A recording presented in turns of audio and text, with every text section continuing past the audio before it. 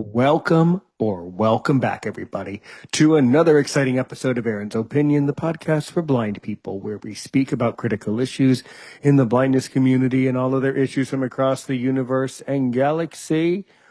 Michelle Benzikowski has kindly and graciously connected me with an L.A. Williams.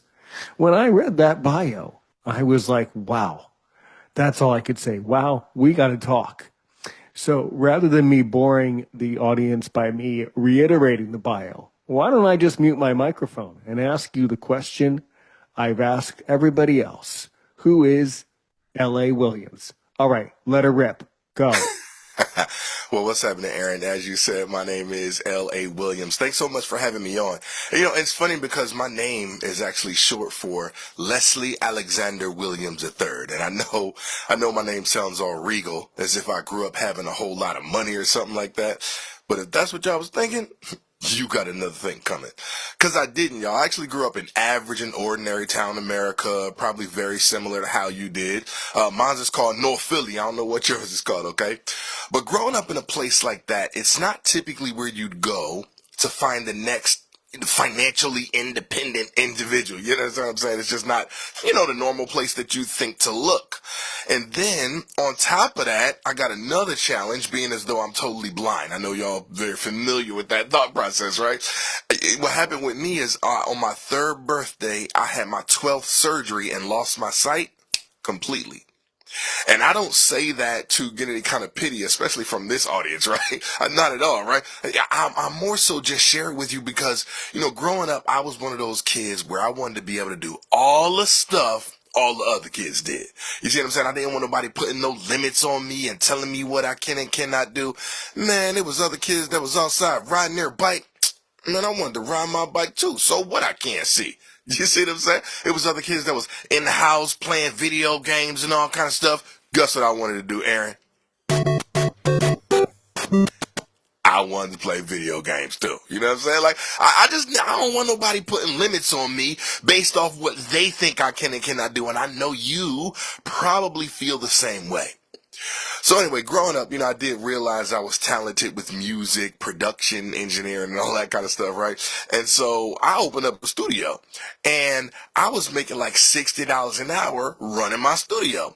And most people would say, "Well, dang, LA, that's some pretty good income." But I still found myself limited, y'all. It just wasn't about what people said about me. It was more so about what my pocket said, right? Anybody ever had that challenge? Hey, anybody out there ever wanted to do something and your pockets were like, no. like, I just hated being in that situation, man. I'm telling y'all. And so I just said, there's got to be something different. There's got to be something I can do. And probably like many of you, I said, because I'm blind, who's going to hire me? I never really thought I would get, a job or anything like that. But I knew that I still had to make some money. So I said, hey, you know what? I gotta be in business for myself. I knew I had to make my own way. And so that's pretty much what my life's journey has been all about. Whether from in the music industry, making my living that way. Being introduced by one of my clients. It was so crazy because while I was in that studio, there was a gentleman who came in my studio. The lady she sang, her name is Karina Bradley. You guys can check her out. But she was a brand new singer at the time, and her husband Sean V. Bradley walks in, and he's watching me work and everything. He's like, "LA, man, if you could get pop artists to get songs to sound good, I know you can get automotive sales professionals to get phone calls to sound good," because basically it's the same thing. You're just singing a hook to the customer, right? And so, for a while I was like, nah, I don't want to do that. But sometimes we experience professional heartbreak, right? And so that was one of the things that happened to me. Money looked a little funny in the studio. And so I said, all right, hey, you know what? Let me go ahead and lock arms with Sean. This gentleman knows how to make money. I knew he did because the person who recommended him to my studio, who referred him to the studio. We only charge 60 an hour, as you all know. Well, they told him we charged 100 an hour. So after 8 hours, he comes to pay the bill, and we're like, it's only 540. He's like, oh, I thought it was going to be $800. Well, y'all can go ahead and keep the rest as a tip. Excuse me? What was that? Right? And I had never been around a person that maybe could or just did something like that. And so I knew that he was financially in a pretty good position, and I said I wanted to be around this kind of guy. You know what I'm saying? So what happened was, I just eventually I worked with him. And I started off, I wanted to be a trainer, right? Because that's what he told me I was coming in to do. But then when I went for the quote unquote interview, he said, "Oh, we're going to start you off as an analyst."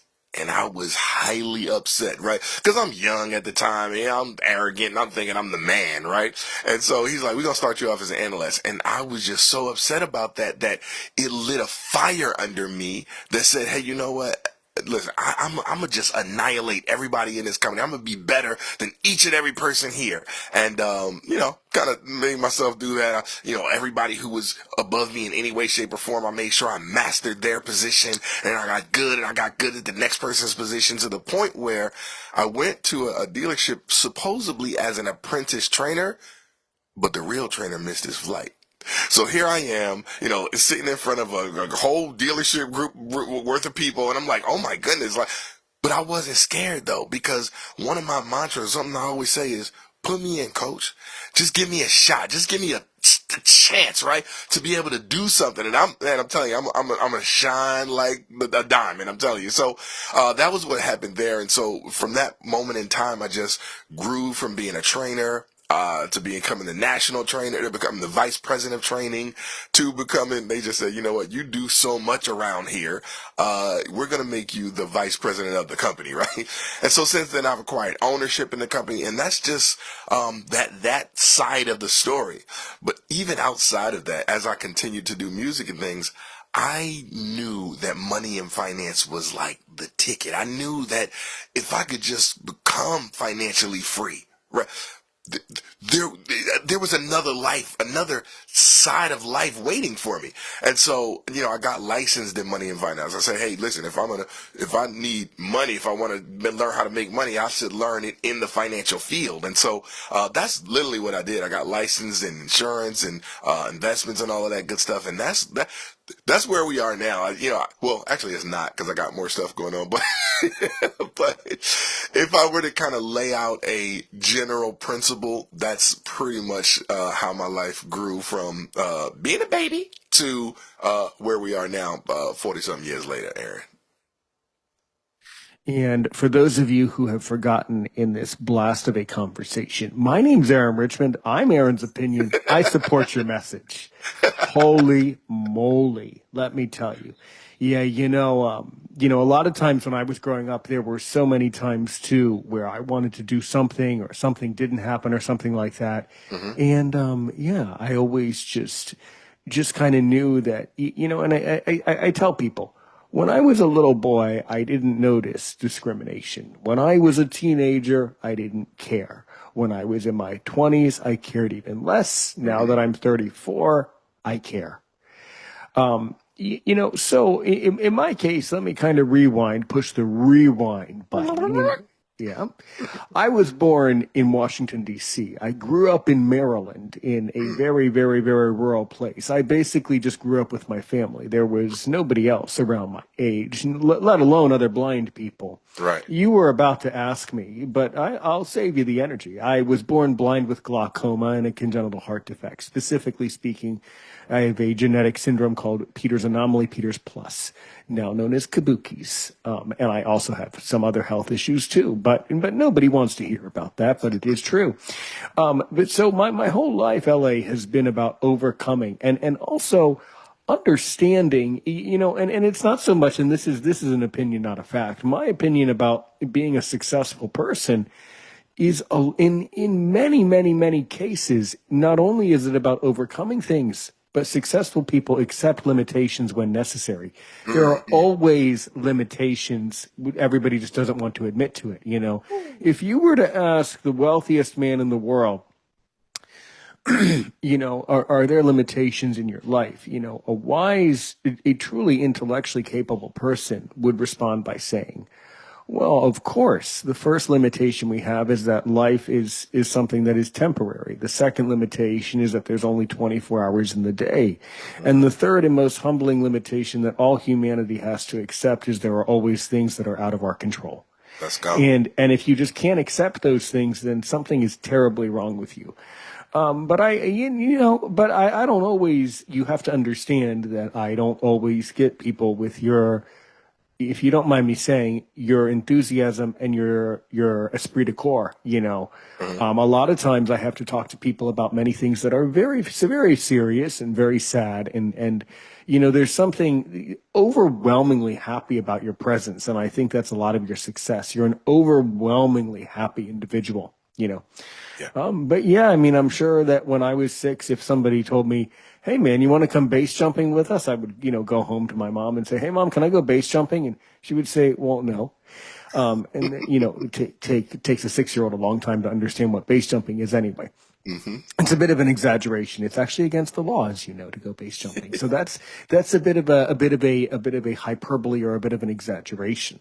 And then I went through many different moments in my life of overcoming education, getting a university degree, things like that, to where I am now as a bilingual English-French person who teaches English as a second language. So I consider myself a cultural linguist, even though I'm not a linguist and I did not study linguistics. But I teach people English as a second language online every day. You're well spoken though, so. I appreciate it. And if I'm not teaching English, I'm, talking to French people or building out podcast episodes or doing this type of thing. And I started this project of Aaron's Opinion about 6 years ago at the height of the pandemic when I was having many issues in my life, as you were. It was at the end of my guide dog's life and I needed to have something to do. And I couldn't stop talking. I just literally couldn't shut up. And I also, my whole life, LA has been just immersed in audio. Every second has been I've been drowned in audio from day one. Yes. And so I always knew growing up that I would have a talk show. I always knew that I had a voice. And what I've come to figure or come to think is, God created each and every one of us with a very specific purpose. By the way, there's no need to get nervous. I'm not spiritual, by the way, but I'm just making a general statement that we all have some sort of purpose. And I am 99% sure that my purpose is to be a podcaster because I cannot stop doing it. And the more I do it, the more I love it. So there has to be a purpose behind that. The other thing that spoke to me a lot is you mentioned how you're also educated in the financial sector and investment. And I think this is something that, believe it or not, I'm educated in that matter as well. But most people do not even know if you were to stop most people on the street and you were to say, what does it mean to invest? Very few people actually know what that means, So I find that really, really, really fascinating. Everything you do. So yeah, why don't you walk through, kind of really get nitty gritty into the details of, your financial education, how you came to, actually, no, wait. I changed my own mind. Okay. Before we get to that, the other thing I wanted to delve deeply with you is that I have interviewed many other blind musicians. I want to have a discussion on and off air about it. The on air discussion is I've interviewed many musicians who are blind. And there are many, as you know, there are many blind people. Many of them are around the Aaron's Opinion community, and I'll introduce you to them a little later today because I know you're on WhatsApp. But I've noticed that there are many, many musicians who are brilliant composers and are brilliant musicians, but they simply need a little bit more of a push and a little bit more of a help.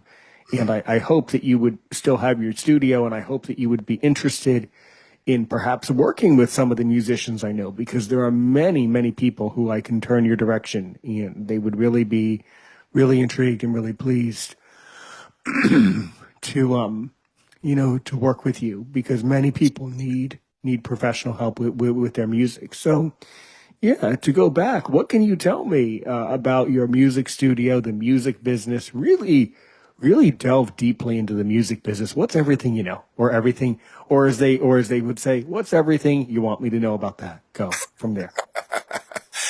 Yeah, that's a great question. And when you talk about the music business, the thing I guess that I love about it is it's really a guerrilla business, especially coming up when I came up. I can't really maybe talk so much about it right now because we know things have changed when it comes to, streaming and all of that different kind of stuff. But, when I came up, when I learning about the business, in the 90s really, because what initially put me onto it was my step pop. He was a DJ. So my mom met him when I was 7, and he was a DJ. And so I was like watching him and just paying attention to what he was doing. And I would go to little gigs with him and everything.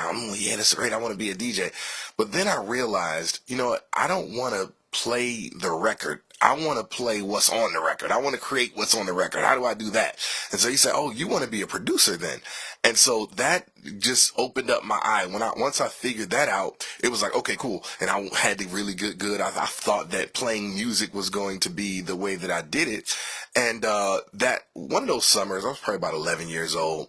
My cousin was in Richmond, Virginia, rapping. He was a rapper, doing his thing, whatever. He's teenager and all that good stuff. And he one day my dad had to go to work, and so he's like, Craig, can you watch Lil Les? That's what they call me, Lil Les, right?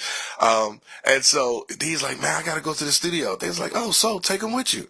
And I'm like, man, you know how that is. Don't nobody want to take the little cousin with them, especially not the blind one. Oh my gosh, especially with as much energy as I have. So they said, Craig was like, all right, you can go with me, but you better sit in the corner, don't say nothing. So I said, okay, cool. I know how to behave sometimes. Anyway, so that was something that I did. They were working on their song, and I'm sitting in the corner, just, whatever. So a couple of hours later, one of his friends hollers over to me. He's like, little man, what you think?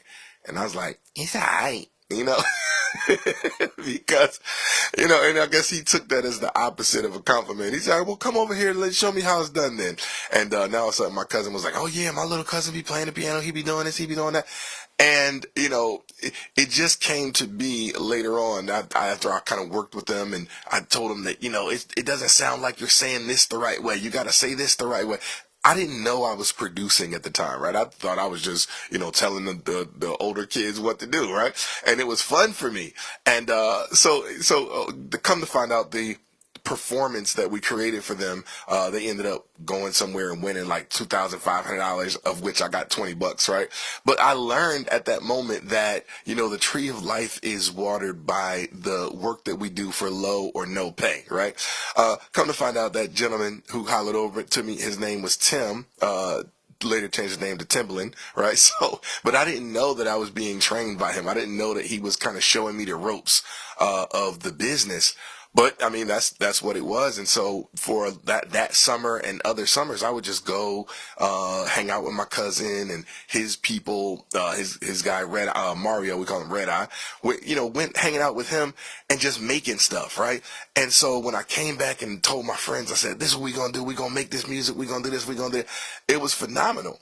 But one of the things about it is it's just you deciding that this is what you're going to do. And then everybody else has to kind of either get out of your way or they have to help you. It's like, it's one of the two is going to happen. So, I grew up kind of in the Philly scene of, we got ourselves together. My buddy, he went to Lamberton High School. And so, he got this young guy who rapped. He made a beat, but yet I still was the one doing the production. So we go to a studio and no, you're not saying it right. I make him spend an hour on one line, and for me, it was normal. This is what I believe is supposed to happen. I didn't find out until years later that that's the same exact thing Dr. Dre will do, make you spend 75 takes on one line. But it's just the ear for high quality production. I know there's something specific that I'm looking for, and you got to give it to me. So it's not unlike the acting business. It's not unlike, in that regard, as far as the making of the music, right? So anyway, so years, would go by, and we said, hey, you know what? We're going to open up a real studio. You got to find the financing for that. And for us, it was one of those things where I wanted to have a song on the radio by the time I was 21 years old. And I think this is one of those things that teaches us about setting goals and saying that we want to do stuff. Because when you say something and you mean it, right, you can make it happen. So I remember, in my 20th year of life, just kind of, hey, we got to figure out, we got to get this song on the radio. So we made a song, and then, I think that I just dialed a phone number or something. Like, I don't even remember where it came from. I might have heard on the radio. They said, because this is back in the day when the radio was real big, right? So they said, hey, you know what? You can have a music moment or something along the way. And so I just called and I just gave it a shot, and I said, hey, we want to come on the radio. And they were like, okay, well, you got to do this, you got to do that, you got to do this, you got to do that. And so I'm gonna say, naively, right, did it, but it's good that I did it, right? Because most people, they would either do it and not think that something's going to come out of it, but I did it, and we expected things to work out for us. We expected them to do what they said they were going to do. So this was months. This was maybe January, February when the initial call was made, and then I didn't hear from them until about June. They called and said, hey, your date is going to be, I think it was September 20th or something like that. September 18th. I think it was the day before my birthday, right? Which is September 19th. So, just having that mentality like, hey, this is going to work out. And then because my partners, they are sighted, they made sure that we had the right t-shirts. They made sure that we, went in there looking really good. We pressed the song onto a CD, and it had real high quality artwork. And so we stood out amongst the folks who would just come in there with I can't even say a burnt CD, because you really couldn't. I mean, there were CD burners back then, but they weren't really accessible like they became, some years later.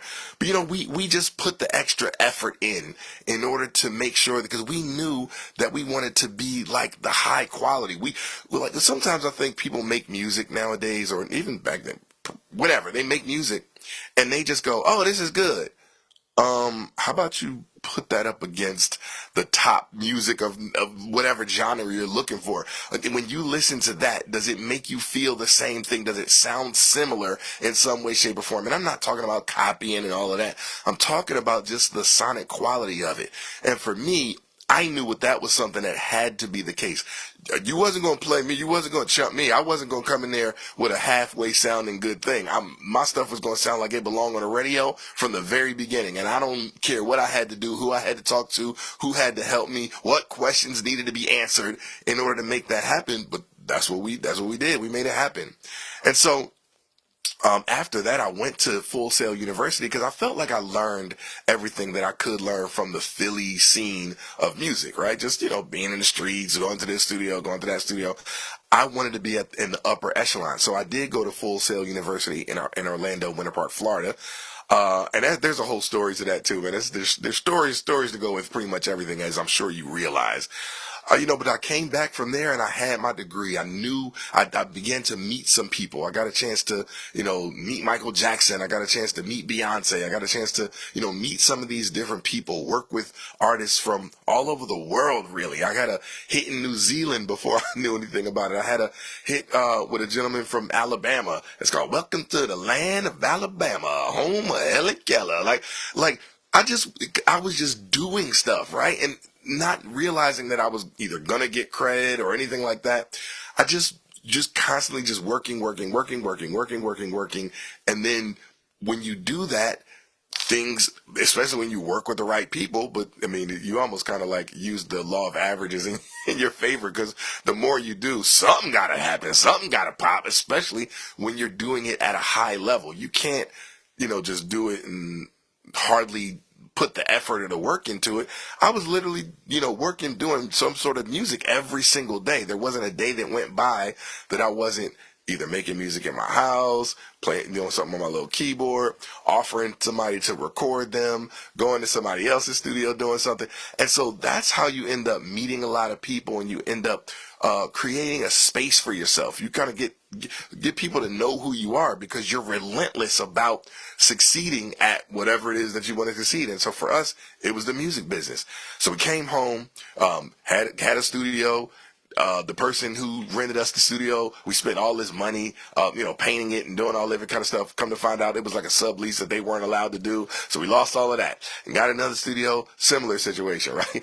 I mean, you don't have any idea how many studios we've had and lost. But probably around 2006, no, it might have been before that. Probably like 2004, somewhere around there. We actually found a real building that allowed us to do a real lease, and we did a real, and the story behind how we got the money for that is just, is God sent. I'm telling you, it's just phenomenal how it happened. But we went through that, and then it was just a matter of now we have a home base, and now we began to, it's so interesting for people who know the Philadelphia scene. There is an L train, right? And it spans all the way from 69th Street all the way to Frankfurt. And we literally elevated ourselves to being one of the top studios in Philly. And it was funny because the other one was all the way on the other end of Frankfurt, right? This guy DJ Fam ran the studio. And he had some really high quality stuff that came out of there. And there were some other, people and maybe on the industry level, but from a, working with the people standpoint, it wasn't nobody that could touch the two of us. And again, that was so important to us. And so the music business kind of just unfolds when you put yourself in position to be that way. You're going to go to the clubs. You're going to, you're going to meet people. You're going to meet a bunch of people who are doing nothing. You're going to be one or two who actually will help and are actually talented and are actually going somewhere in life, right? And so you're going to meet people, even a gentleman from high school, right? His name is Hanif. He met him in high school, and we lost touch, but came back in contact with one another. And he put me onto a lot of stuff. That's how I got a chance to work with Cassie and Diddy, and not knowing that this was before, I knew anything about the stuff he had going on. I had no idea, right? But we made a song called Must Be Love. And so, again, Aaron, it's one of those things where it's literally organized chaos in that business, and you'll do so much that won't turn into stuff, but you're going to do some stuff that will turn into something if you are determined to have high quality and you're never going to give up. Like, you're never going to stop. You have to have that certain relentless behavior in order to really make it happen. So there's stories that's attached to pretty much everything that I just talked about. So we'll go in whatever direction you like. Man, oh man, yeah. And really what it's really about is that not only did you refuse to quit, but you refused to not accept failure. And that's a very subtle thing. Absolutely. You decided that you're just going to try to just work hard. Just work it until eventually you surround yourself with the right people. And I'm going to level with you, as if you wouldn't level with me. Obviously you would. We in the podcast space, as you have discovered, the more you get into podcasting, you're going to discover certain guests are perfect fits and other guests are not a good fit at all. And you have to, over time, figure out who you need to be talking to and networking with, in the space. You're obviously an amazing fit for Aaron's opinion. I appreciate that. You're absolutely because I have the same attitude about living as you do, just in a very different context, but the same attitude that you just have to keep doing it. And eventually you get connected with you or an L.A. Williams or a Michelle Benzakowski. And then, then you eventually find the right people. No hurt to you or no harm to you. I've never heard of an L.A. Williams, and nor would I have ever heard of you really until I was connected, through Michelle. So, that's why you got to just build the network and dig the well before you're thirsty. There you go. But what I really want to know is, so currently today, do you still have your own studio, and would you still work with some of the musicians I have? Because I have musicians who would love help with their music professionally. Some even want deals. How much participation would you be willing to give or do in the music scene now with some of the people I know? Yeah, I'm completely open. Anything that I can do to help anybody, I'm telling you, that I feel like that's the reason that I'm here, right? Service is the rent that we pay for space here on earth. So for me, anytime that I can help anybody with any knowledge, any connections, whatever I can do to help, I'm a helper. That's what I do. Like I want to be useful. That is, I was talking to someone earlier and I was telling them like being useful to me is like one of the number one things that a person can be. And so I love being useful. So to answer your question, I'm actually in the studio now. I'm always like, this is where we record from, you know? We're doing all that good stuff, right? But obviously a lot of this stuff is done now in the house. You can have home studios now because everything is streaming. Everything is okay. Hey, I'll work on this and then I'll Dropbox it to you, right? Save it to the Google shared thing and then you add something to it and all that good stuff. And that's how things are done. And so absolutely the answer is yes. I'd totally be willing and open and excited to help anyone who you would connect me with. Yeah, absolutely. Because there are many blind people that I know who desperately are very, very, very good musicians, Hmm. but they just need that extra spice, that extra push, that Yeah. extra connection, that extra help to really get their music where it could be. Yeah. Yeah, I know several people. One's a country singer. One basically is a Latin singer that I know of. Yeah, I'm curious later today when I add you into my WhatsApp group, like how many of the people you already know and how many of them already know who L.A. Williams is. I'm really curious to know, you know. But that's deeply fascinating. Yeah. So when you sing and you know that you're not getting out of here without singing for me today, so that's just an impossibility. I mean, how would you describe your voice, by the way? What's your flavor when you sing, LA? It's interesting because I always say that I'm not really a singer. I'm a producer who, of course, I can carry a tune. I can kind of make some stuff happen, right? But for me, and then of course you're catching me when I got all kind of mucus and all kind of stuff going Well, on. that's exactly why. Because if I told you that beforehand, you would get all nervous. So of course I'm trying to catch you off guard. Of The other course, thing is, that's the other thing I don't do. I ain't getting nervous. It is what it is.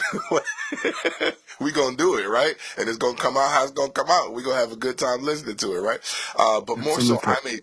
I'm definitely a studio musician, right? So where I can, hey, let me record it. Let me see how if I like it. Let me, hopefully, okay, let's do that again. And we didn't quite like how that sounded, how that came out. Hmm. So there's definitely plenty of stuff that I can play for you outside of singing something live. But yeah, we can have a good time with it. But to answer your question, how I categorize my voice, I as you can hear, I kind of growing up, I wanted to have that Barry White, show your ride. I wanted to have that going on, and, Absolutely. and so I kind of got that going on. But I can do it. I can do a thing or two You know just what? to In create my fun. imagination, and I'm just using my imagination. Yeah. There's one song that I can just two songs Hmm. that I totally hear your voice on. Okay. I might be confused, but I could totally hear you do a cover of When a Man Loves a Woman, Percy Sledge. Okay. I could totally hear your voice, your pipes doing that one. Or, of course, you also have a good voice for, now I'm blanking on the title. I'll remember it in a minute. A Change is Going to Come. Oh, okay. Okay. Okay. Like that one. Or one particular song that was really entertaining when it's done in a energetic way. Because gosh knows you have some energy, man. You got some caffeine. You got some pizzazz, some energy. The People other say song that. that's Like, I like you had too much coffee. I'm like, shit, this is me naturally. well, that's good. You could. There was a song that was done, and it was made popular on Britain's Got Talent years ago, about 12 years ago. Hmm. There were these two little boys, and the song was called. I think the song was called. Now I'm going to summarize the title of the song because I don't want to say the song because of saying songs. Right. Hope, something about hope was in the title, and Okay. it was a rap like call and response song. It was very dynamic, and I could definitely hear your voice on that one too. I think you do know what I mean, right? Working on it, searching around in my mind. Um, the group then was called BAM, Bars and Melody. Okay. Yeah. Yeah. I'm So, happy to hear it. yeah, you would have to hear it. It was really popular years and years ago. So I could definitely hear your voice doing something like that. Yeah. Okay. Yeah. Or something like that. But when you do sing just for yourself, what's your favorite genre to sing when you do sing just for yourself? Yeah. you know what's wild is that my background is in jazz, right? So for me, I'm definitely a jazz player, singer. I got my Absolutely. saxophone behind me. These are that's the type of music that I really enjoy. But I've, kind of growing up in the hood, the way I grew up, I do a lot of hip hop and R&B. Hmm. So, I'm definitely connected and, doing a lot of that stuff. A lot of the things that I create has that feel to it, right? So I could, like I said, I actually did a song for the Eagles back before they played the 49ers. It wasn't so successful as we can tell because we lost, but hey, it is what it is, right? I did a song for them. And, that type of stuff is, again, where I'll sing on the track, I'll rap on the track, I'll make the track, I'll, play the piano on the track, I'll do all that kind of stuff. So, Hmm. yeah, but that when you talk about the different genres of music, that's where I really almost shine, I believe, in that jazz space or that, hip hop R&B space. Yeah, yeah, yeah, yeah. Have you ever done any covers of any of the Queen songs?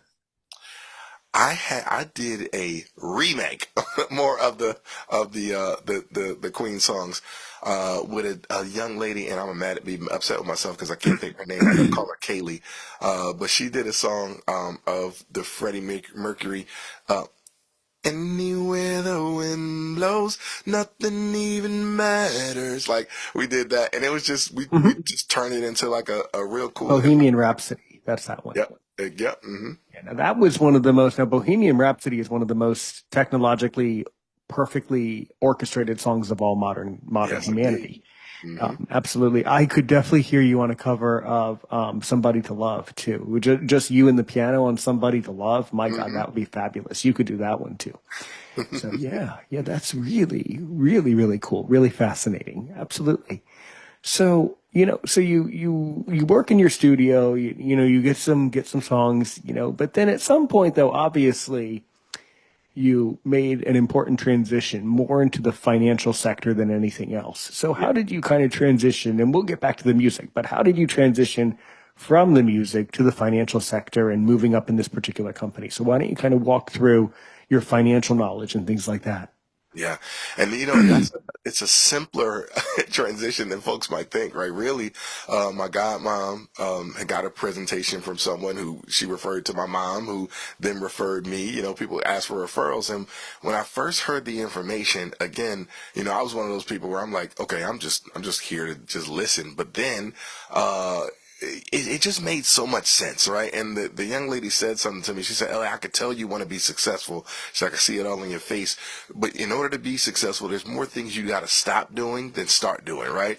And so it spoke to me in such a way, but I knew that again, money and finance was one of those things that I wanted to learn about. And so I kind of got involved. I kind of, just following in their footsteps. I got my life insurance license, got Series 6, 63, get licensed in these key areas because I just understood that money, if something that blew me out of the water was the rule of 72, just understanding how money works and how money doubles. Nobody had ever taught, anybody in my family anything like that, let alone myself, right? My mom is a nurse by trade, right? And so I understood, the female anatomy and all that kind of stuff, right? My dad's a correctional officer, so I could fight, right?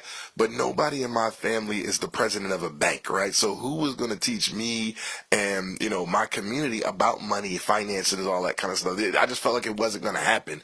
And so for me, I just made it my business to really delve deep into all the financial products, the insurance products, the investment products. I wanted to understand stocks. I wanted to understand, the ETFs. I wanted to understand, all of that stuff so that I could put myself in position to get wealthy. And, what's interesting is that again, things happen almost together, right? So at the same time, and I think this was right before I got introduced to the young lady, I found a book. It was called The Richest Man in Babylon. And what's wild about it is that um, I was at a bookstore, and you know how they got like little clearance items, right? They kind of got that going on. And there were some CDs that were just sitting there like, okay, like, does anybody want these? Almost in the almost like a throwaway bin, right?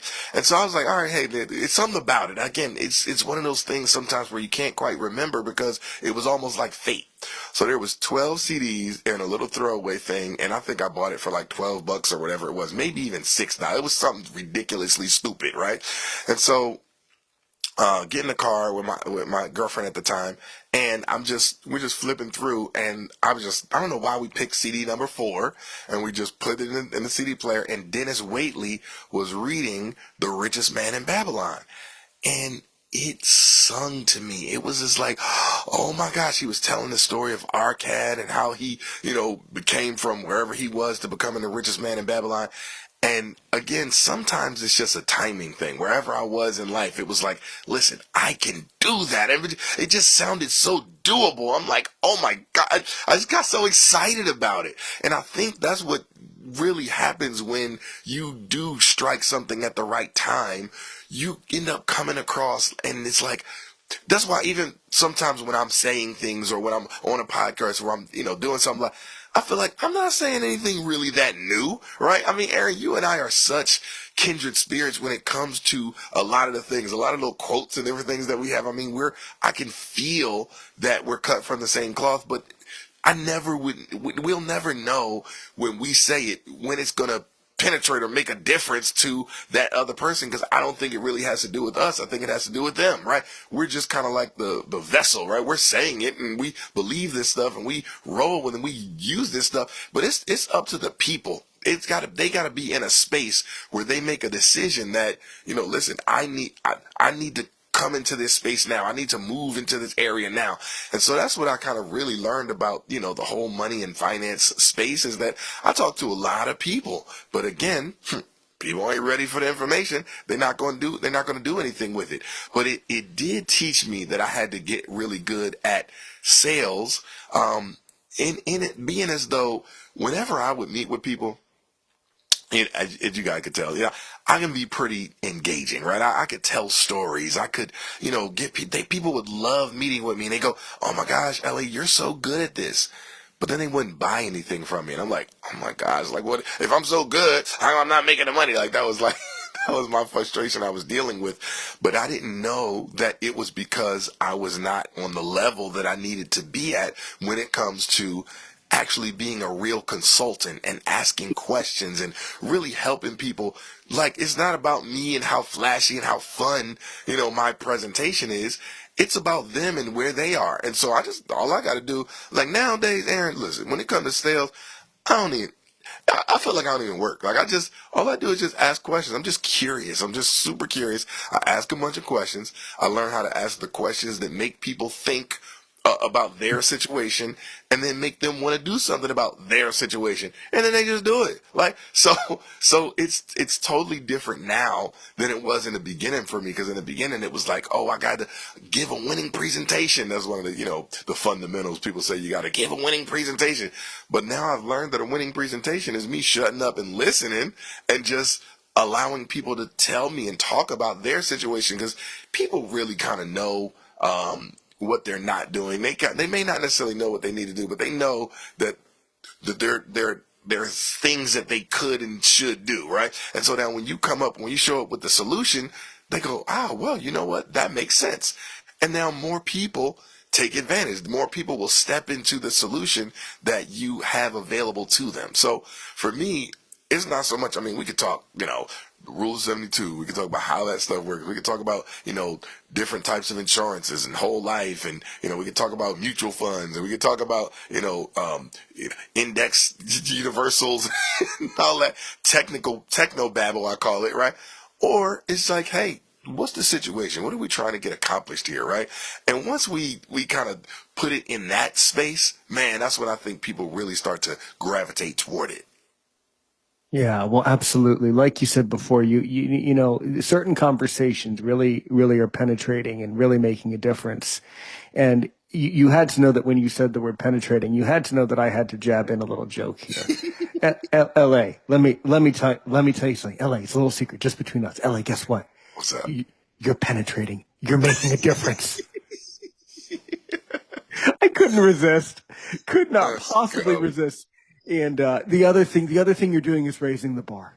You're raising the bar, you know, you're Yeah. also, you're also cutting edge, you know. Mm. The only problem with cutting edge, I can never see where the edge is. Now, I don't know if it's just because I have glaucoma. I can't tell. Okay.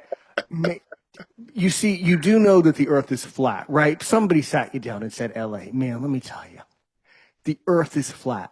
Mm-hmm. Okay. Okay. The edge that you're cutting is the edge on the earth. And Mm. if you drive someone crazy enough, they'll jump off the earth. Okay. The That's point the name of the is, game, right? the point is, you get it.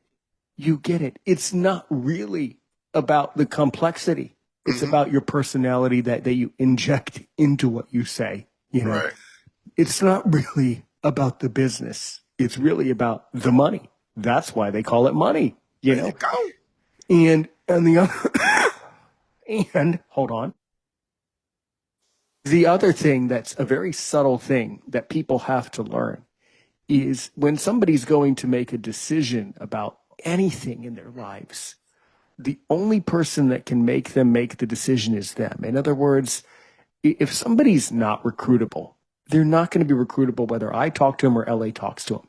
If you're not recruitable, you're not recruitable. If you're not ready, you're not ready. But when you get desperate enough, when you get into a certain position in your life, you are recruitable. You're ready. It's often said, and as you can tell, I watch many YouTube videos. I educate myself about many sectors of society. It's oftentimes said in the analyst field, in intelligence gathering, in the government, in any agency, look, anybody's recruitable. You just have to talk to them at the right time. There you go. So it's a matter of, well, when are you going to talk? What are we going to talk about? But yes, no, it's fun to talk about investing. And I think that I know it's not a matter of thinking, it's a matter of knowing. Most people who are blind, let me rewind. Most sighted people are unaware, seem to be unintentionally and naively and respectively unaware of the power of investment. Mm-hmm. And for that matter, let's rewind even further. Many people are completely unintentionally naive about the true purpose of money. Yeah. Money is not a toy. Mm-mm. Money is not a game. Money is a tool for the future.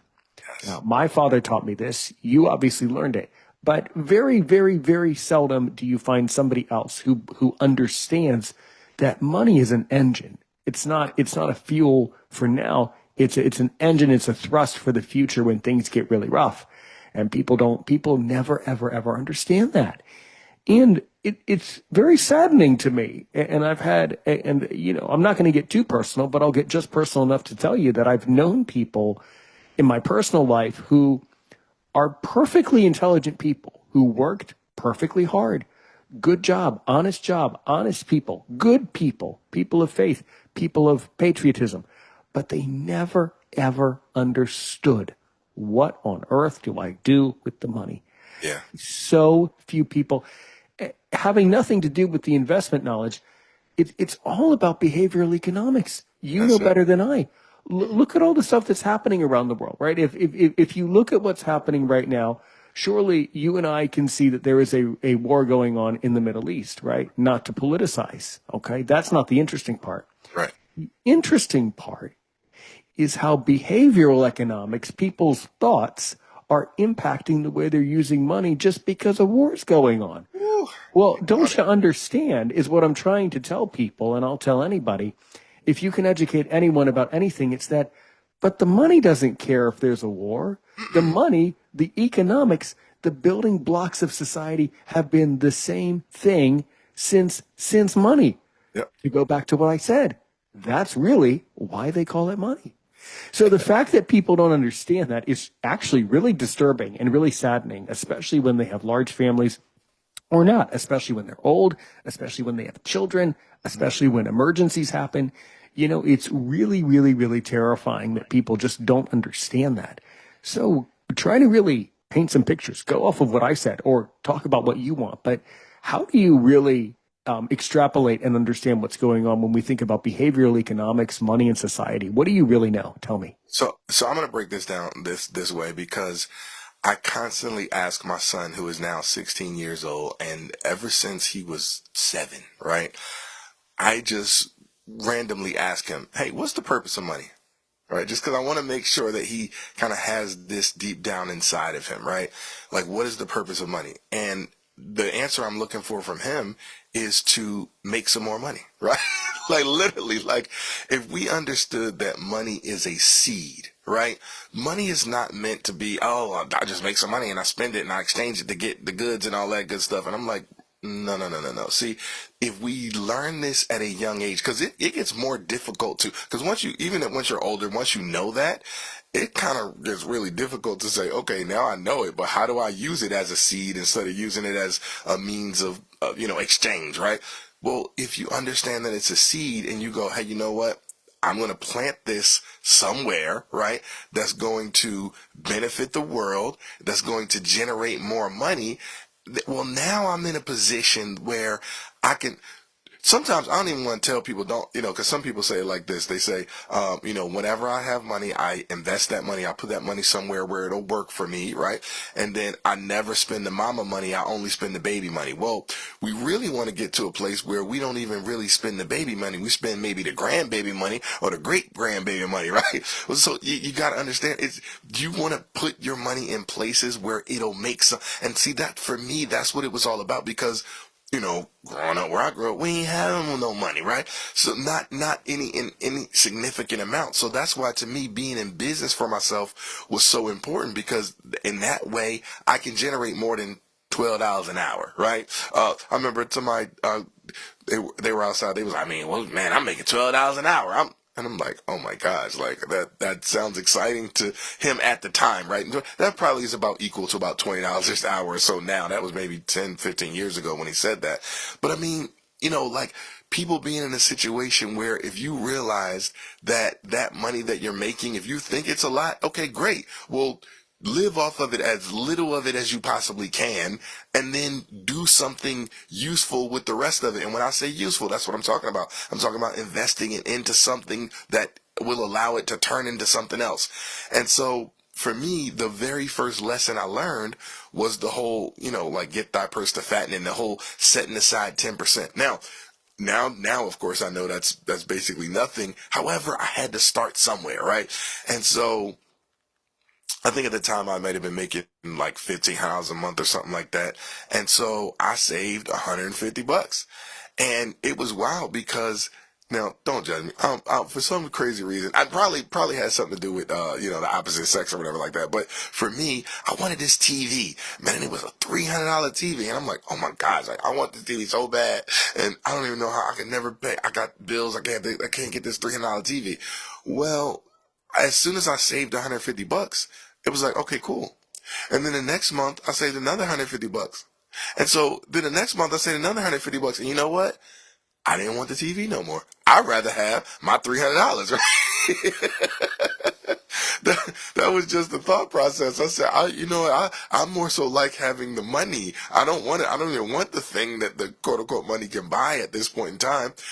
Because I started to see the compound effect. And this was even, like I said, this was before I learned the rule of 72 and how to properly invest it. I just knew that I had to kind of get that seed money together, right? I had to, listen, and then something else that interesting that happened to me was in the business, teaching about money and finance. I came across a older young lady, right? And she's like, baby, the thing about it is, if you got $100 and you spend $100, you're not gonna have everything you want. But if you got $100 and you spend $90, you're still not gonna have everything you want. But at least you got $10, right? And it just spoke to me. And I said, well, that makes so much sense, right? Most of us think we can't set aside 10%, but as soon as we put that into perspective, it gets us from that zero moment, right?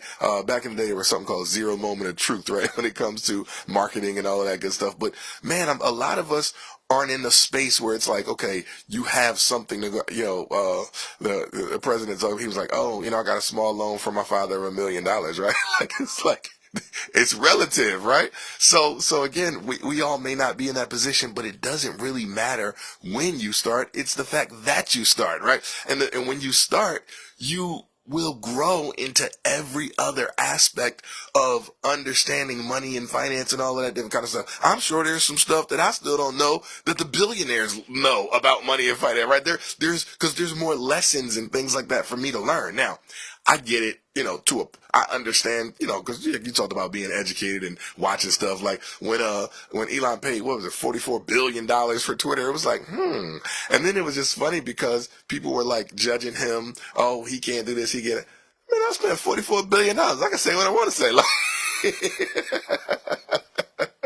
it's like, it's just like, and I love how you said it. It's not a toy, but it is a game, right? That's the, that's the thing. Another brilliant point. I It love does that. seem to, it's really, but look, it's not a game. And I'm going to tell you why. Okay.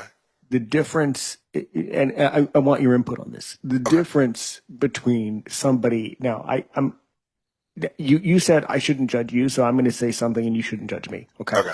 I can tell you grew up without money at first. Okay. That's obvious to me, right? Okay. There are three different, of many. The difference between the poor, the middle class, and the wealthy, right? What do you think that difference is? It does have to do with money. What do you think the difference between the poor, middle class, and wealthy is when it strictly comes to money? The thing I think of, the word that pops into my mind, and this is just something that I've taught for a while, and this may not be where you're looking for it, but I think it's all about ownership. I think You're rich people very own stuff close. and poor people don't. It's all about what they buy, right? What do you think poor people buy? Oh, liabilities. Very close.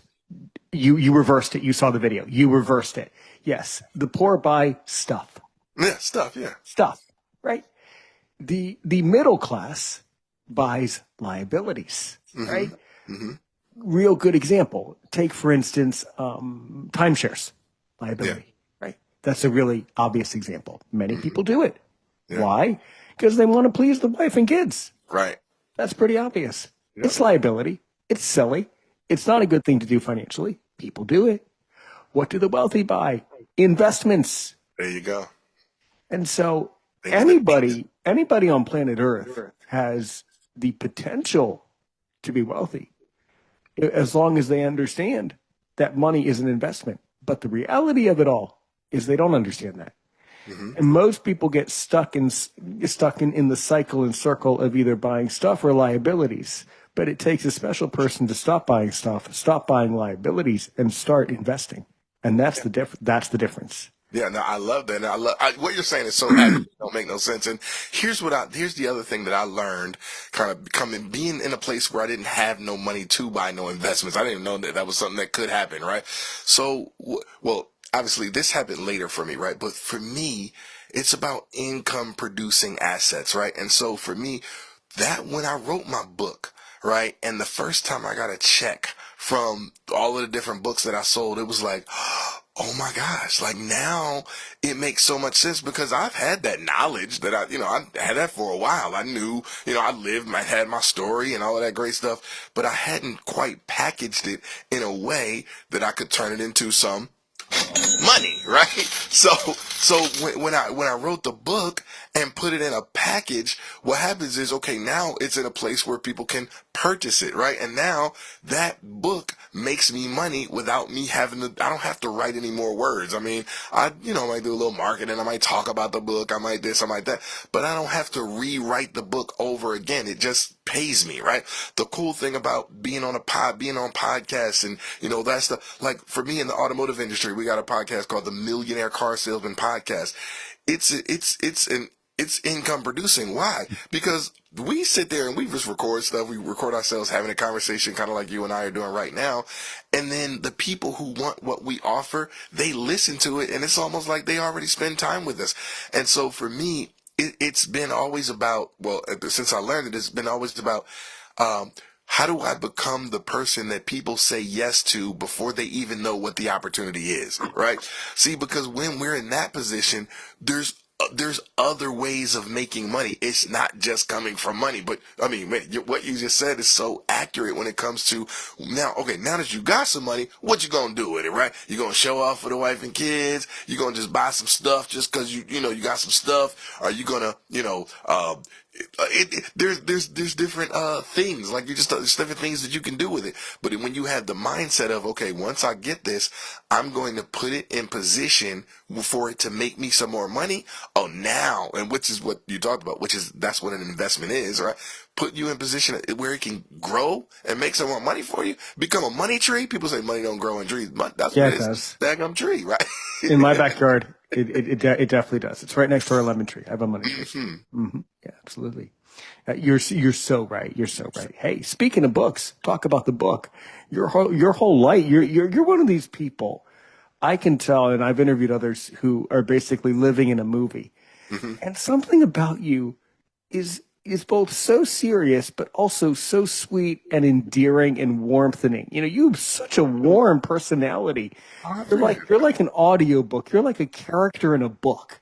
I mean, especially if you start out being with people calling you L.A. Williams the third. I mean, that's not a real person. That's a character on a page of a book. I mean, come on.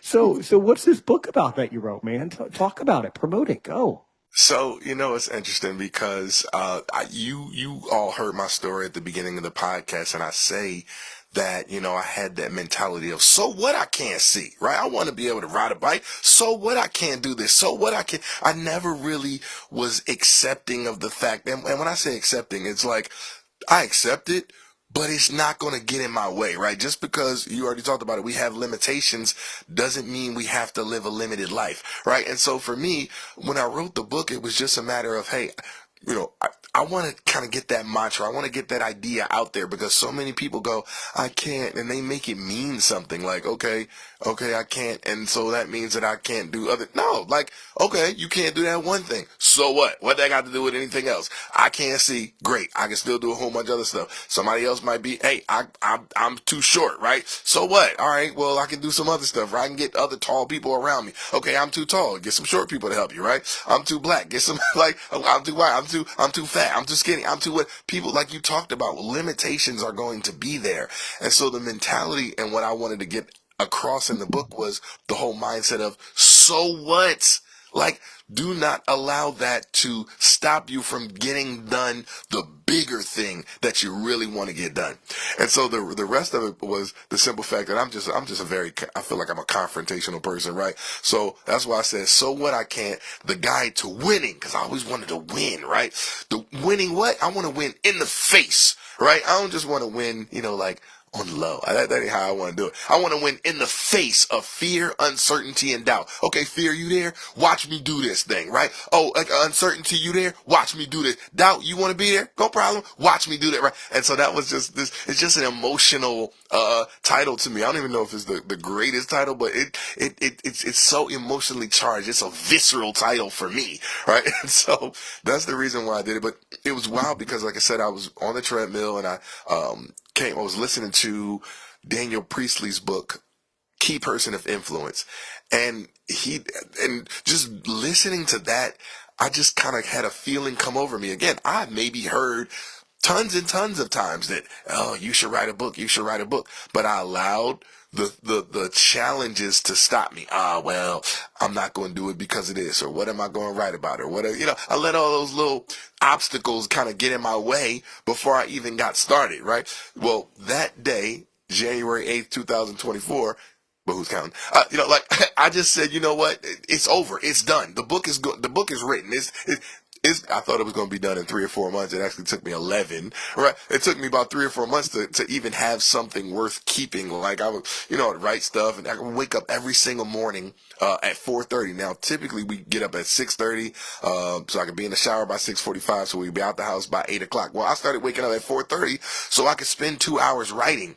And all throughout January, I would write. And then yeah, that's not good, right? February, yeah, that's not good. March, and like I said, it wasn't until April that I wrote something that was good enough to actually turn into something. I actually wrote chapter 4 of my book, a story about when I woke up late for school and my mom wouldn't take me, right? So I kind of tell that story, and then I let one of my accountability partners hear it, and who she happens to be a great editor. She's like, Ella, you need an introduction to this. You're just throwing people into the story.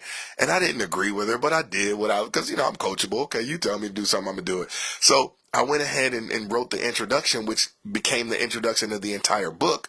And then I found my format. So as you said, I like being the character. I'm a Harry Potter guy. I like, that type of stuff. I've always been like, I'm like that big fourth grader who likes to, when the teacher just reads to you at time. I mean, that was my thing. And so I wanted to have that aspect of my life in my book. So I have fables inside my book. That's what starts every chapter. It starts with a fable. Then it goes into a story about my life that kind of mirrors the fable, because I promise you that's what my life is, as you said.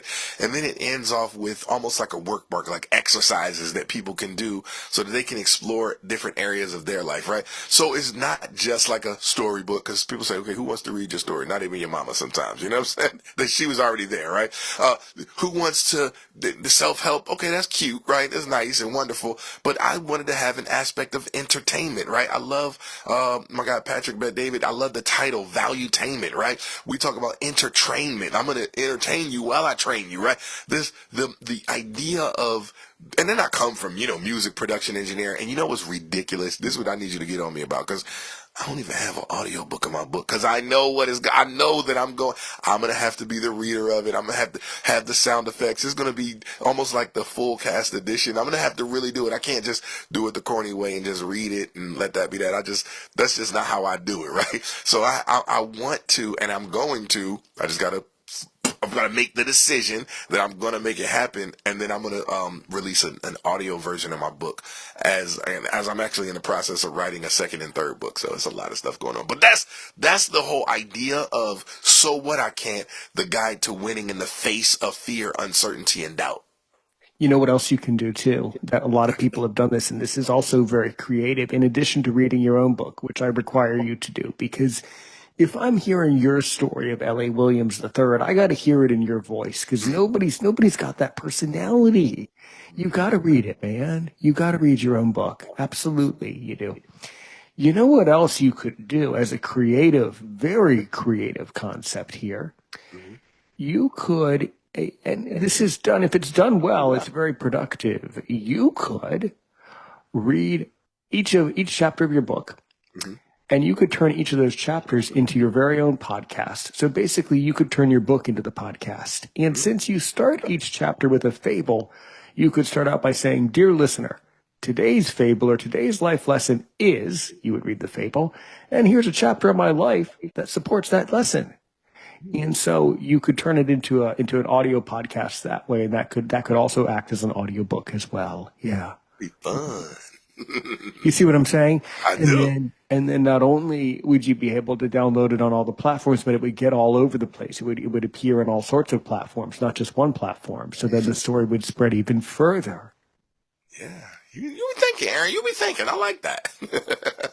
So, so that's what I have encouraged people to do. If they don't really want to spend the time or the which is understandable, or the money or energy to have it professionally read, they could, of course, spend the time to read it themselves as a kind of a book podcast hybrid almost. Yeah. And that's really a lot of fun.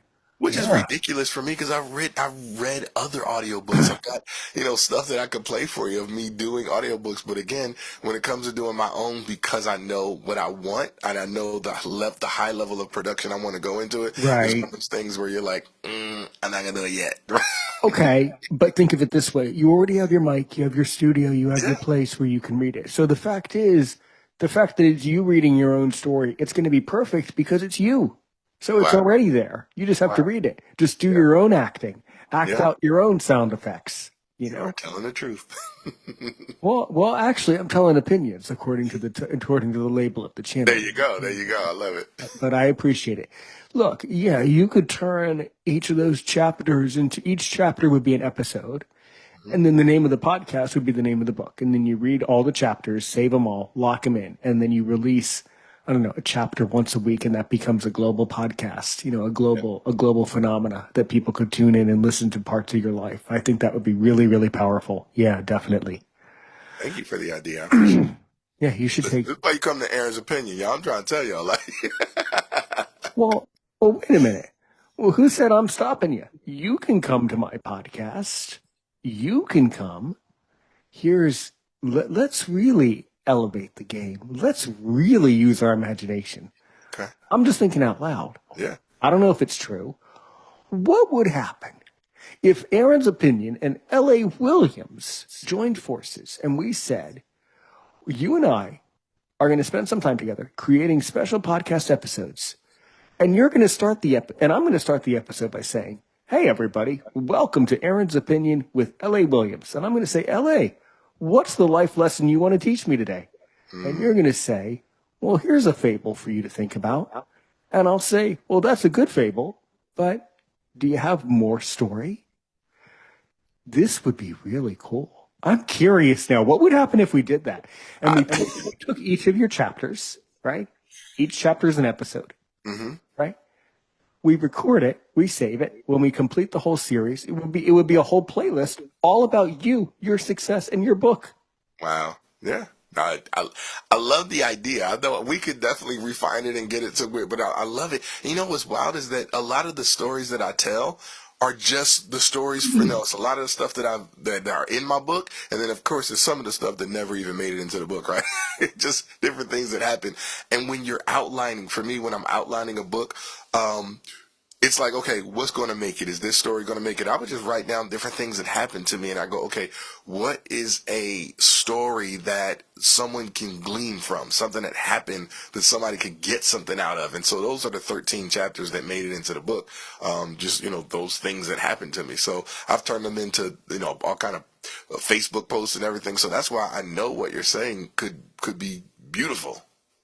Yeah, that would be really a lot of fun for me to help you to get your book out there, and that's what we could do. You could come here and read it here, and then it would be part of both of our audiences. That would be that would be fascinating. I'd be curious to see what would actually happen if we did that, but that would be really cool, really fun. Yeah. So yeah, and so now you're VP of a company, right? So we talk about leadership a lot, and I think that a lot of blind people have either the misconstrued understanding that they are a born leader, which either you're born a leader or you're born a follower, and there's really nothing wrong with it either way. But I think that I've decided in my heart that I'm a leader. And so have you. So what I want to know is, what do you really think? What is leadership really? And what do VPs really do? And what can you really tell me about leadership skills in 2026 in this year that we're in now? What do you really think? Wow. And so that's a great question. For me, leadership is all about influence. My whole system of success, vision, influence, execution to wealth, right? Changing someone's view. The leadership part is the influence. And so literally all I do is go in and be myself. And then people kind of see that and they want to emulate the parts of me that get stuff done, because I'm known for being the kind of person, I'm gonna get it done, right? And if you need some assistance, I'm gonna help you, right? And we're going to succeed regardless. Like, we're going to get through it. Again, that's how I became the vice president, is because I was the trainer, right? And I would do my little, trainings and help the clients, and that was great. But then there would be other things happening inside the office that someone might need some assistance with. Maybe it was, a sales call, right? And I would assist with that, or it'd be just whatever, anything, something with the accounting. It really doesn't. I can't even name it. So even the video production side of the business, right? They would, hey, how do I do such and such? And I would just have the idea, not because it just was born in my mind, but because, like Aaron, I'm constantly educating myself. I'm constantly focused on becoming better, right? So I'm, well versed in a lot of key areas. So when it comes to people running into challenges, I would be able to solve the problem. And so that's kind of how I became the vice president. And so I think leadership, nothing changed about what I did. It's just almost like now it's being acknowledged, right? Right? Because I'm still doing the same stuff. When we got somebody here and they run into a challenge, I just, hey, here's how I would handle that situation, right? Here, hey, have you thought about this, right? And so one of the things that I learned, because my aunt and uncle were the quote unquote bosses at their job when I was like 5 years old. They were bosses at the post office. And I remember asking my aunt, I said, Aunt, how do you like, what is it like to be the boss? Like, how do you like tell people what to do? That's like, and she said, well, you know what? I don't tell people what to do. I generally ask them. I just ask them, hey, so would you like to do such and such? Or, hey, I'll make suggestions. Well, you might want to do such and such. And so that is really how I learned how to be a leader from what I learned from her at 5 years old. It just, these things, they get inside your system and it's almost like a splinter, like you talk about a splinter in the mind, right? With the whole matrix thought process, like a worm, Absolutely. something just gets inside you and then it grows and now it wraps itself around your DNA, and I don't mean physically, but it wraps itself around you, and you become that individual, right? And so for me, that's what leadership is all about. It's all about influence. Hey, what? First of all, I got to be able to do something. I may not be able to do exactly what you're doing, but I have to be able to do something of value, right? And then I have to be able to do something of value for you personally, right? So my people know that, I mean, they can count on me for pretty much whatever. I mean, we can have a conversation. I can help them through personal things, have nothing to do with the company. And then, there is stuff that, okay, they see me being successful and they see me helping the team get things done. And then they begin to see, it almost reminds me of John Maxwell's 5 levels of leadership, right? He talks about being able to help someone personally, being able to help the organization, being able to help, like when you get to a space, and I don't know if I'm here yet, where my name just ring bells, my name alone, right, right, inspires people to do things in a special way, in a high quality way. I might be there, but one of the things I noticed is that even if I was there, I probably wouldn't know about it because people don't tell you all the time. They may not even get the chance to, not that they won't, but they don't get the chance to share with you the impact that you make on their lives, right? So, but you ultimately ended up leading them because they saw how you did something and they said, hey, you know what? Just kind of how my aunt did for me. They just do something in a very similar way. Well, LA, I saw you do such and such, so I did such and such, and it was successful for me, right? So for me, that's what leadership is. It's all about, one of the cool things, something that just popped into my mind is, living life as if everything you do is going to be on the front page of the newspaper, right? You've heard it before where they say, be the man your dog thinks you are, right? I mean, that whole thought process of just being the type of person that is proud to be who you are, and then other people will see that and they'll be inspired by it. They'll be just influenced by that, and then something inside of them, the aspect of them that wants to be great, they're just gonna go ahead and they're just gonna follow, right? It's just again, like you talked about, there's leaders and followers.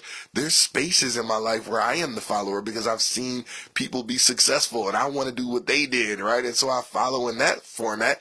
But at the same time, I'm still a leader because now that I've gotten what I needed to get from you, well, now I'm going to implement it into my own life. And there are going to be some people who follow me. As I always say that, man, that's the reason we're all here, is to kind of inspire and help each other kind of get something out of life. And when we do that, man, I'm telling you that's what I think really helps the world grow into the place that we all want to live. Absolutely, it does. Yeah, and with a powerful name like you have, it's names are a lot. I mean, we can joke around about it, a lot, but I mean, yeah, the fact that you have this really interesting name, interesting story, and the fact that you're so positive, there's something overwhelmingly positive about you, is what really stands out to me as as a podcaster. And yeah, nowadays you have to get onto a podcast. The front page is less important now than ever, but now podcasting is the front page. Yeah, I love that. Whether we But realize it or not, certain episodes will be played in the future and people will yeah, look back to this in the future. It's all about, like we said before, it's all about an investment, right? Each episode it's not investing now, it's an investment tomorrow. It's all about the future. It's a futuristic plan. So yeah. Here's what I'll That's, say about that though, because people say that I'm mm, positive. And I get that. I do put a lot of energy into yes, being positive because listen, it don't take very much to be negative. Each and every one of us can do it. We've all done it. We, like, but I'm a human being, right? And so because I'm a part of nature, right, I realize that I'm gonna have ups and I'm gonna have downs. It is what it is. However, I know that there's certain stuff I'm just going to do, right? So for me, there's a book called The Greatest Salesman in the World, Og Mandino, and I think it might be scroll number 4 or 2 or one of those scrolls, right? And it talks about emotions, right? How because we're a part of nature, flowers bloom, flowers die, the sun goes up, the sun goes down. You're gonna have up and down moments. It's just what do you do? How do you handle those down moments? Are you gonna just sit in them and just let them like take you wherever they want to go, take you, right? Because emotions are one of those things. Emotions are like the waves. I heard you and Michelle talking about sailing. She talking about sailing. she did talk about I sales. love the Yeah. waves. I love all that, right? But my emotions aren't just gonna toss me wherever they want to go. No, I'm gonna be in control of this daggum canoe, right? I'm gonna take the row and we gonna move through these emotions and I'm gonna get where I gotta go because that's what's important. The destination. It has to happen. And so, yes, I'm gonna feel the negative emotions, but I'm not gonna be there long. For me, I'm the kind of person where I study thoughts and how they operate and all that. And I understand that a thought is a seed. I talk about everything. LA think everything is a seed. Money's a seed. Thoughts a seed, right? And it takes. Anybody ever done any gardening? That there's a certain span to when you plant something versus to when it sprouts. Well, a thought takes about 17 seconds to sprout. And for me, if I'm going to feel negative or deal with something negative, man, it only got 17 seconds because outside of that, I got to let it go because otherwise it's going to plant into my system, plant into my soul, and then it's going to start to sprout and have little babies, have little negative babies, little ants, right? Automatic negative thought. I don't want to have that kind of stuff going on for me, right? I need that because listen, it takes work to be positive. It's not like one of those things that just come, everybody says, oh, it comes so naturally. No, right? That's not how it works. I'm from the hood, you know what I'm saying? So you could best believe that it doesn't just come naturally. It's something that had to be worked on, something that had to be focused on, something that had to be Right. done intentionally, right? I got to be intentionally positive, man. I'm telling you. And, I always say, I think my wife really benefits from the fact that I don't stay negative very long. If something could happen, and like within 17 seconds, I'm like, all right, well, let it go. Got it. Right? So it's kind of fun. That's really good advice. That's really good advice, by the way. That's really, really good advice. Yeah. Yeah. Well, that's real. That is some deeply fascinating stuff. Absolutely. So, yeah. And obviously, you've done a lot of traveling with your company. Where have you traveled to with this automotive company? Yeah. Pretty much every state, almost every state. I'm sure there's probably one or two that I haven't been to, but What about all the Alaska? states. Have you been to Alaska? I have not. I've You trained gotta in go. Alaska through Zoom, and my wife and I are going there in September. So, one of the ladies who used to work with us, her husband's in the armed force, one of the two. I don't know which one it is, but they're stationed in Alaska. So we're going to see her right around the time of our anniversary, which is September 10th, one of our anniversaries because we got two, and then my birthday September 19th. And so right around that time, sometime we're going to go out to Alaska, and so that's going to be fun. That's amazing. That's Yeah. absolutely. I've never been, but it seems like it would be an incredible place. Yeah, Hey, let's go. absolutely. Let's do it. That sounds incredible. Yeah, yeah. What about internationally? Where have you traveled? Internationally. So I told you I end up, and this was in the music business. I kind of made it out to Australia and New Zealand. Been to Canada. That was actually from being in high school band. Went to Canada, but recently my son went to London because he had a tournament over there. So we went to London. We've been, a couple of different places. Been to Mexico, of course. Actually, we have a call center it started out being based in Belize.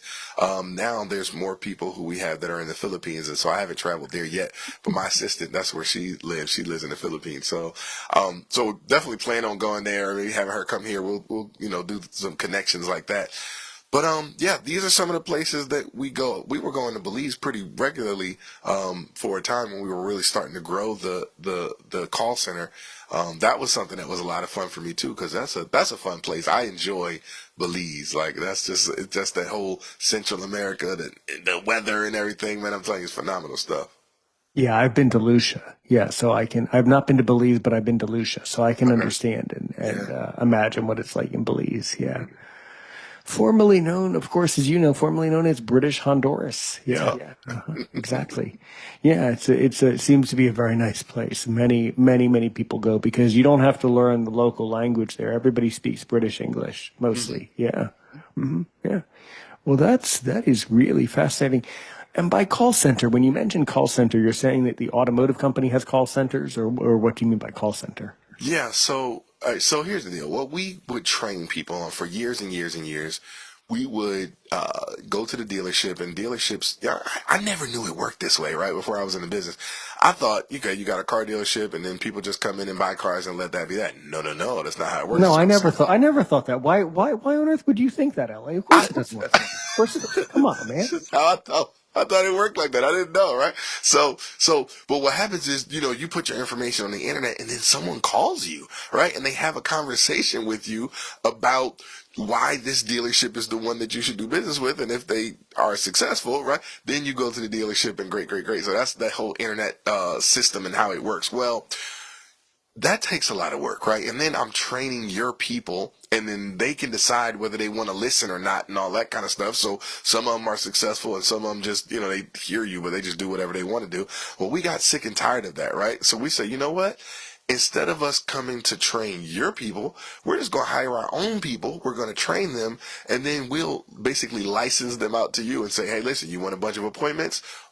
But we'll just put one of our people in your system. They already know how to set appointments. They just learn a little bit about your product, learn a little bit about your dealership, and they'll just set the appointments for you. So that's really what we have. When I talk about a call center, there are people who, that are on my team that I've trained, that I know they're good, and then they just make the phone calls for the car dealerships and set those appointments up. Understood. Understood. That's really incredible stuff. Yeah. That brings I got to ask you something about appointments off air, something that I'm sure you'll either know or something. There's that appointments that sparked something in my brain, and I'll come back to you about that. Okay. So yeah, and what are some of your hobbies that you do? Before I really shock you with a question here, please trust me, we're getting somewhere here. That's fine. So what are some of your crazy hobbies that you, L.A. Williams, does that I would never expect you to do? What are some of your hobbies? It's so interesting because my whole life is a daggum hobby. It don't make no sense. That's it makes perfect sense. I think your whole life you've basically lived in a book inside of a hobby inside of a bag. Is Right. basically your whole Yeah. life has been a hobby. You Yeah. know? So I do music. Play my little. I play on my saxophone. I told you I got that behind me. So I just decided this year I was going to go back to playing the sax because I played the soprano sax in high school. And, this year, literally, I said, you know what? Oh, I probably was December sometime, but I said, I'm gonna buy a saxophone, January 1st. My wife and I went online, and it was way easier to get it than I thought it was going to be to get it. But anyway, ended up getting it. And I literally just made a decision. Every day I come home from the office, I'm gonna practice for 10 minutes. And not a whole lot, just enough to make me be like, dang, I wish I could practice more, right? So what happened was in February, I was speaking at the National Automobiles Dealers Association, NADA, and you know how those conferences are set up where it's like you got everybody got their booth and everything.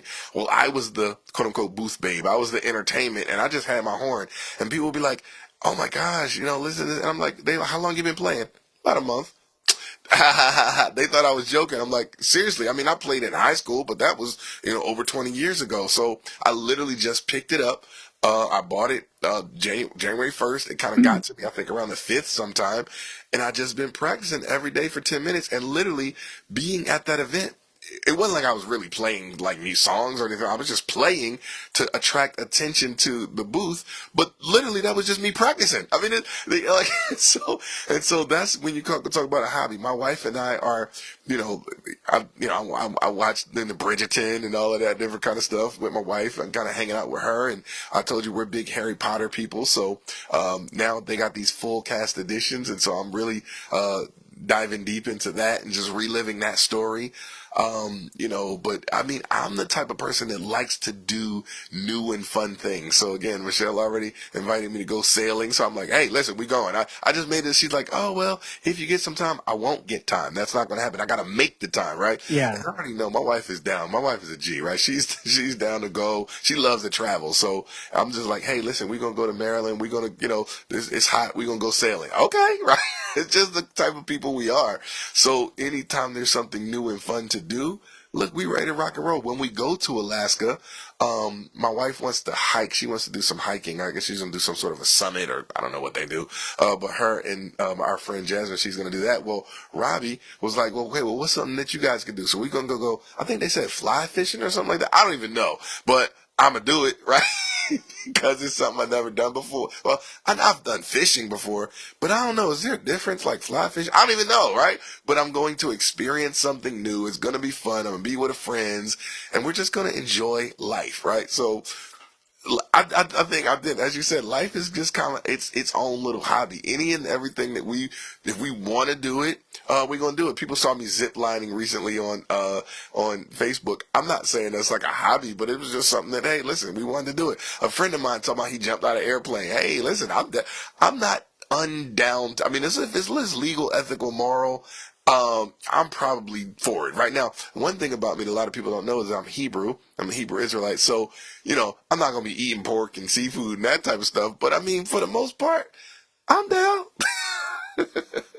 Incredible, incredible. I have to dart back to Alaska. If you're talking about the differences between fishing in Alaska, it's not a matter of the fish. It's who else you're competing with to get the fish. Okay. How do you feel about bears? Hey, listen, what are bears are just, are they like, they're in the dog family or the dogs are in the bear family? I don't mind. I think a bear probably be kind of cool. Right? Good. It don't bother me. Just stay, you got to stay 50. It's either 100 yards away or 50. There's a new law in Alaska about how close you're allowed to get now. There was an incident, as you remember, from 20 years ago. So you're only allowed to get a certain distance now. But yes, Okay. if you go to Katmai, you'll see bears. If you're anywhere in Alaska, you need to be with somebody who has experience dealing with bears. So Okay. yeah, I would love that Keep that in though. mind so I don't get hugged. Yeah. You're not supposed to get even that close to get hugged. You can watch them from 100 yards away, but not any.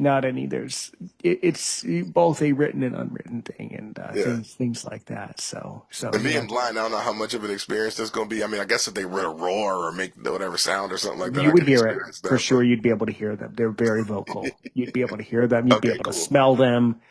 Bears are truly spectacular, actually. Nice. So.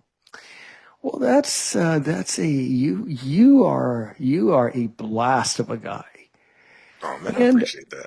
what I want to know before we start to walk to the end of a beautiful conversation is, so I'm sure you have questions about Aaron Richmond and Aaron's opinion.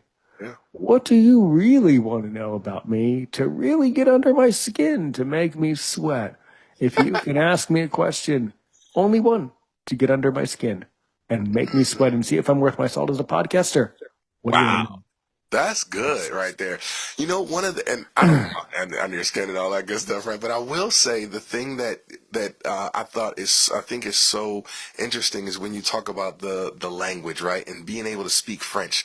I have a friend of mine who she loves speaking French. She, visited Africa and, she kind of learned about that. And I think French is such a cool language that when I was in high school, I just said, I'm going to learn Spanish just because I thought it would be more utilitarian. But I mean, everybody say French is the language of love. And so I'm like, goodness gracious, I want to be able to, I want to speak the language of love. I think that's kind of cool, right? So what could you teach me about French that would help me to be fluent in it as quickly as possible? Well, there's no as quickly as possible. That doesn't exist with the language. Now, I There started we my go. learning when I was a teenager. Okay.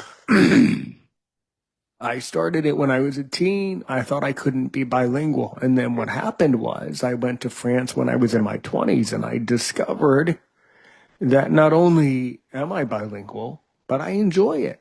So Mhm. that's how I developed. It takes a long time to develop personality in a second language, to understand social skills, nuances, Right. how to act in social situations and things like that to truly be passable and truly be French. And so that's what I am now.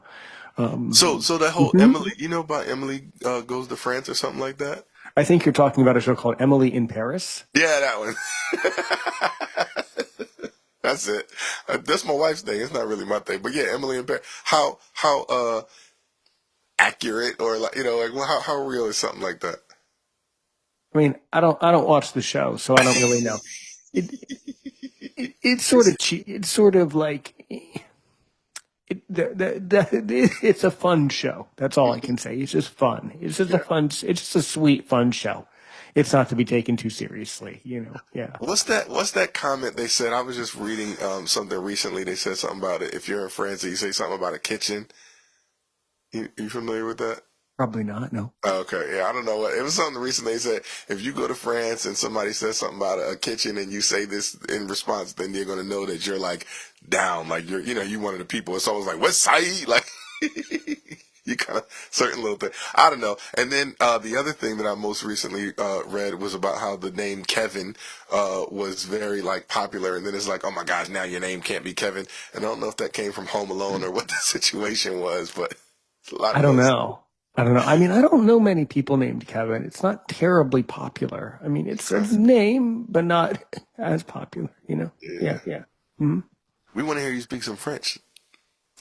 Well, I can tell you that I would like to say bonjour à vous et je voudrais vous remercier pour me joindre aujourd'hui sur mon podcast. Et j'aimerais bien parler avec vous à propos de votre vie et votre livre et vos opinions et vos avis. And that's That's so yeah. smooth. Yeah. It's a smooth. It can be French can be smooth and like that, but also the French people, at least the French people I've encountered, are a lot more stoic and a lot more sharper than they're a lot more abrupt than what you're picturing. They're Yeah, that's interesting because that's definitely not what like what you learn, what you hear. That's like a German yeah, thing. the You hear about French German is yeah, the French people, I find the French to be very abrupt and can be very stoic and not friendly, but in a different way. gotcha. Different friendly. Yeah. More serious friendly. Yeah. Okay. But yeah, what else do you want to know about me, man? Hmm. Yeah. It's interesting because you did talk about the sailing thing, and I know you're originally from Maryland. Now you kind of gone down south somewhere, right? Doing your thing.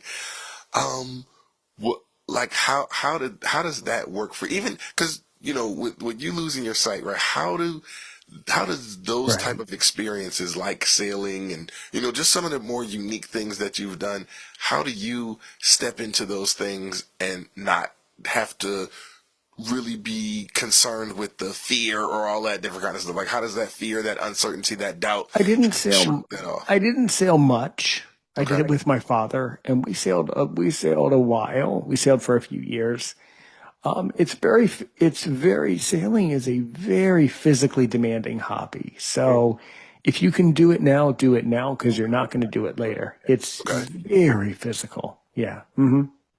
So, What's up, man? Break that down. There you go, man. Be well, scared. there's a lot of, first of all, you're constantly moving. You don't really stop moving when you're sailing. Okay. You're drifting left, drifting right, bobbing up, bobbing down, back and forth. There's a lot. It's a pretty abrupt sport, actually.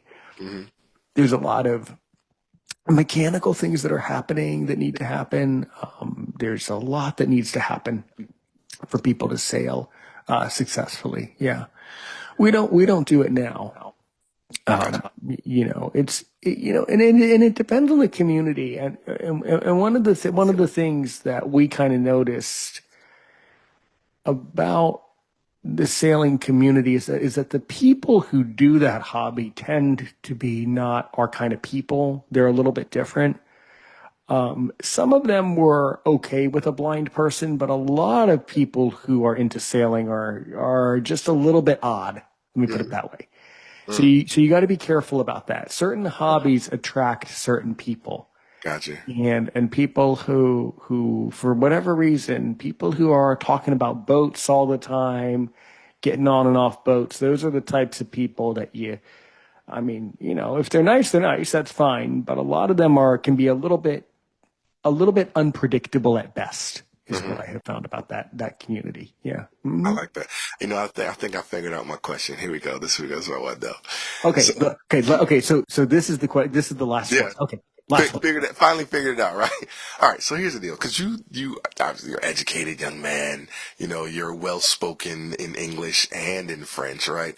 I want to know how, and you can tell me if it affects it or if it doesn't. How does knowing the language of French, how does that affect your love life? It doesn't. Because no, I don't. Luckily, I do not have a girlfriend. Okay. So You said luckily. luckily not. So it doesn't. This whole notion of certain languages are more romantic or less. Well, that doesn't really exist. I mean, it Really? depends on really. If I can speak French, boy, I'm trying to tell you. Well, Be Mac Daddy. you find over time that when you meet French people, you just talk about everything, Right. and whatever topic you bring up. It's just a matter of over time you become more fluent, you become more confident. Once you know all your tenses, you can use your imagination and be able to say things that happened, will happen, are happening. Then you can really, really express yourself more and more. But yeah, that's what I can tell you about that. Yeah. Yeah. I'm thinking of either it was a book or a movie or something. I'm trying to think what I just most recently experienced. And it's a shame because I can't tell the difference between the two, right? I ingest so much stuff like that. So it was a story, and I'm thinking it had to have been a movie because this lady, or it might have been a book, I don't know. The lady, she went wherever she went, and then she met this guy in a bookstore, and then Mhm. the, and then they ended up like, Mhm. is it a book or is it a movie? I don't know. But they ended up, going out going on a date because he was Mac Daddy. He was talking to her all in Mhm. that language and everything. And then I don't, it was a wild thing. But my whole thing is, if I knew French, it's almost like the guy who's, for some reason, athletes always want to be able to do music, and music people always want to be athletes. It's like, man, if I was a football player, if I was a basketball player, if I could sing. And so I'm like, if I could sing, I would do such and such and such. If I could speak French, man, I'd just be saying French all the time. Just like, even people that don't make no sense. Like, I mean, just that his piece. Absolutely. It's Yeah. it's Yeah. a smooth language, right? This is what the folks who don't speak French, this is what we think. We think that if we had that skill or ability, we'd be able to do something so amazing in life, right? But I don't know. I guess I can see where you come from because I Yeah. thought becoming an author, I was just gonna be, oh, I'm an author now. Look. Yeah, okay, LA. So what? Who cares? What else can you do? Like, Well, that's the truth. Is that these are things that we'll care about in the future, whether we realize it or not, we'll care about it in the future. yeah, And that's truly the power behind it all. fun Man, oh stuff. man. If somebody, it's been an absolute pleasure, absolute honor to have you on the show today, man. If somebody Thanks. wants to get in touch Yeah. with L.A. Williams the third, how on earth can you be reached out there? The best way, I'm always on Facebook. You can find me in my Facebook group, Vision Banqueteers. But I'm a text kind of person, right? So you can send me a text message, 267-551-6279. Just send me a text there, 267-551-6279. If you send that, I'm going to send you a link so that you could just put your number in my phone because I'm busy. I got a whole lot of stuff going on. But we can stay in communication that way. That's probably like the number one way. But outside of that, I'm always on social media. I'm on Facebook literally every single day. I'm posting something. I'm in the low vision groups for, folks that are there and, want to talk to me or want to say something. You can put a comment. You can, post something. You can at me, whatever, right? You can reach me on Facebook Messenger. I'm on the other platforms like the Twitters and I got a YouTube channel too, like YouTube and Instagram and all that, but I'm most active on Facebook. And then if you want, like I said, if you want the book, you can go to sowhatguide.com. You can grab the book, and you can get it from a bunch of different places. It's on Amazon. It's everywhere. But those are my, like, if you really, really wanted to get connected with me outside of just reaching out to Aaron and just being like, hey, Aaron, let's get it together. Let's, be in the WhatsApp group and all that good stuff. I'm very findable. I like, something that, Ryan Reynolds said is like, I'm, weirdly available, right? I'm open to helping and assisting and doing all that kind of stuff. So it shouldn't be hard to reach me. I don't make myself difficult to reach. I make myself pretty open. Right, and that's how it should be. Yeah. You're pretty open. You're pretty open. You're pretty amazing. And if nothing else, you're just a really nice person. Oh, thanks a lot. I Man, appreciate oh it. man, that was a lot of fun today. Hey, don't hang up, by the way. You're not out of here yet. I got to talk to you for another minute, but don't hang Oh, up. okay. Don't forget, everybody. He's L.A. Williams III. You've been listening to Aaron's Opinion. This has been way too much fun today, and I'm sure this is not the last time we've heard of an L.A. Williams III. I'm Aaron's Opinion. We'll see you next time. Have a great day. And of course, help one person today, help 1 million people tomorrow.